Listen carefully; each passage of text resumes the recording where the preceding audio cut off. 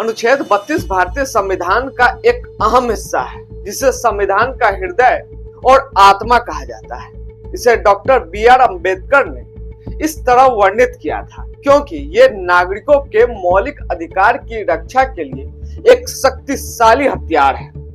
अनुच्छेद 32 भारत के नागरिकों को यह अधिकार देता है कि अगर उनके मौलिक अधिकार का हनन होता है तो वो सीधे उच्चतम न्यायालय यानी सुप्रीम कोर्ट में न्याय मांग सकते हैं। यह अनुच्छेद संविधान के भाग 3 मौलिक अधिकार के तहत आता है और यह सुनिश्चित करता है कि कोई भी व्यक्ति अपने अधिकारों के लिए लड़ सके। इस वीडियो में हम अनुच्छेद 32 को आसानी भाषा में विस्तार से समझेंगे। इसके अलावा इसके प्रावधान और इससे जुड़े तथ्यों को भी जानेंगे।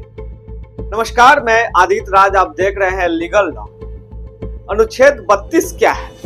अनुच्छेद 32 भारतीय संविधान का वो प्रावधान है जो नागरिकों को उनके मौलिक अधिकार की रक्षा के लिए सुप्रीम कोर्ट में सीधे जाने का अधिकार देता है। अगर किसी व्यक्ति के मौलिक अधिकार जैसे समानता का अधिकार, स्वतंत्रता का अधिकार, जीवन जीने का अधिकार आदि का उल्लंघन होता है तो वह सुप्रीम कोर्ट में याचिका दायर कर सकता है। इस अनुच्छेद के तहत सुप्रीम कोर्ट में यह शक्ति मिलती है कि वो सरकार या किसी अन्य प्राधिकरण के खिलाफ आदेश या रिट जारी कर सकता है। अनुच्छेद 32 का मुख्य उद्देश्य नागरिकों के मौलिक अधिकारों की रक्षा करना, सरकार या अन्य संस्थानों को जवाबदेही बनाना, यह सुनिश्चित करना कि संविधान में दिए गए मौलिक अधिकार केवल कागजी न रहे बल्कि वास्तव में लागू। अनुच्छेद 32 के प्रावधानों के 4 मुख्य खंड हैं। इनमें आसान भाषा में समझते हैं। खंड 1 है कि मौलिक अधिकारों की रक्षा का अधिकार। इस खंड में कहा गया है कि अगर किसी व्यक्ति के मौलिक अधिकार का हनन होता है तो वो सुप्रीम कोर्ट में याचिका दायर कर सकता है। यह एक मौलिक अधिकार है, यानी यह अधिकार संविधान द्वारा गारंटी शुदा है। खंड 2 सुप्रीम कोर्ट की शक्ति। सुप्रीम कोर्ट को यह शक्ति दी गई है कि वो मौलिक अधिकार की रक्षा के लिए विभिन्न प्रकार की रिट जारी कर सकता है। यह रिट है बंदी प्रत्यक्षीकरण। अगर किसी को गैर कानूनी तरीके से हिरासत में लिया गया है तो इस रिट के जरिए उसे रिहा करने का आदेश दिया जा सकता है। दूसरा, परमादेश। अगर कोई सरकारी अधिकारी या संस्था अपने कर्तव्यों का पालन नहीं कर रहा है तो इस रिट के जरिए उसे आदेश दिया जा सकता है कि वो अपना काम करे। तीसरा है प्रतिषेध।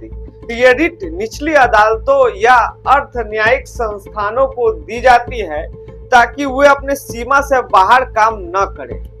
चौथा है उत्प्रेषण। अगर कोई निचली अदालत या संस्था ने गलत फैसला दिया हो तो इस रिट के जरिए उसे सुप्रीम कोर्ट में लाया जा सकता है और फैसले को रद्द किया जा सकता है। और आखिरी है अधिकार परीक्षा। अगर कोई व्यक्ति किसी सार्वजनिक पद पर गलत तरीके से काबिज है तो इस रिट के जरिए उसकी योग्यता पर सवाल उठाया जा सकता है।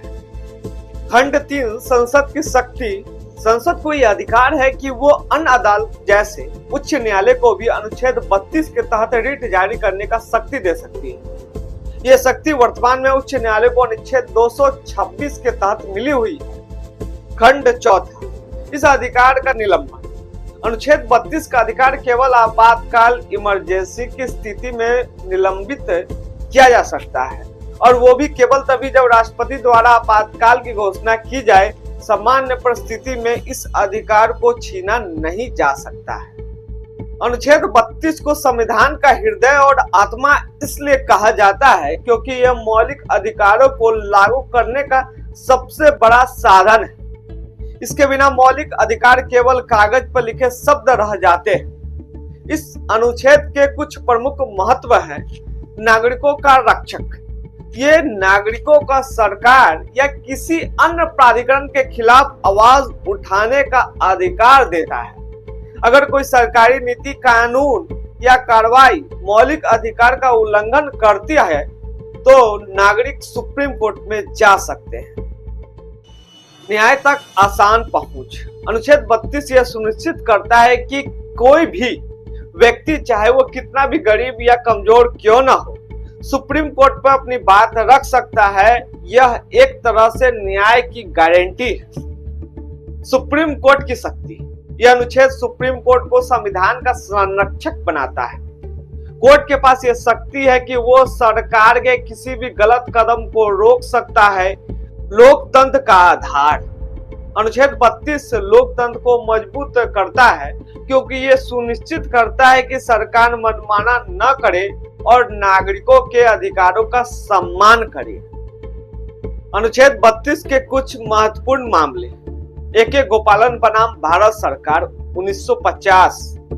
इस मामले में सुप्रीम कोर्ट ने कहा कि अनुच्छेद 32 केवल मौलिक अधिकार की रक्षा के लिए है, यह अन्य कानूनी अधिकारों के लिए लागू नहीं होता है। रोमेश थापर बनाम मद्रास राज्य 1950। इस मामले में कोर्ट ने प्रेस की स्वतंत्रता को मौलिक अधिकार माना और एक सरकारी आदेश को रद्द कर दिया। तीसरा है मिनर्वा मिल्स बनाम भारत सरकार 1980। इस मामले में सुप्रीम कोर्ट ने अनुच्छेद 32 को संविधान का हृदय और आत्मा कहा और इसकी अहमियत को रेखांकित किया है।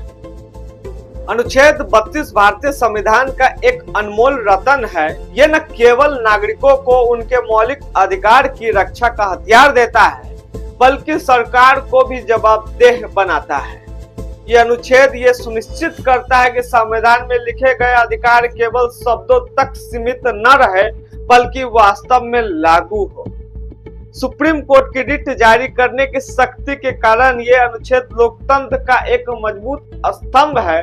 अगर आपके मौलिक अधिकारों का हनन होता है तो आप अनुच्छेद 32 के तहत सुप्रीम कोर्ट में याचिका दायर कर सकते हैं और न्याय की उम्मीद कर सकते हैं। यह भारतीय संविधान का सबसे बड़ी ताकत में से एक है।